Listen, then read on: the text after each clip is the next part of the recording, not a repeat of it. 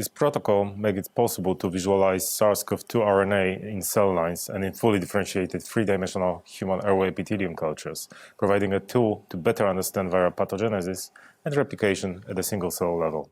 Owing to its high specificity, sensitivity, and resolution, this method is useful not only for basic science studies of SARS coronavirus 2, but also for applicatory projects such as diagnostics. Demonstrating the procedure will be Agnieszka Suder, a PhD student from my laboratory.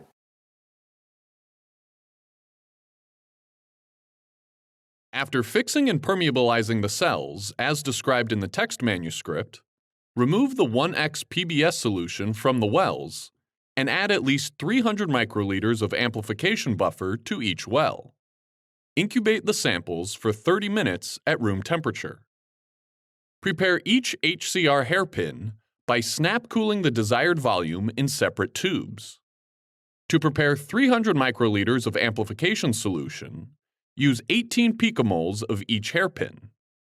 Transfer the hairpin solution into tubes and incubate them at 95 degrees Celsius for 90 seconds, then cool to room temperature for 30 minutes in the dark.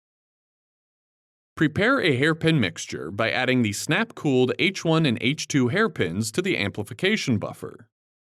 Place drops of 30 to 50 microliters of hairpin mixture onto parafilm.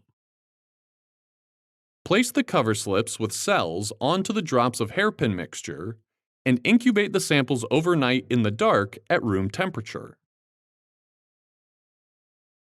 To mount the slides, place two 10 microliter drops of mounting medium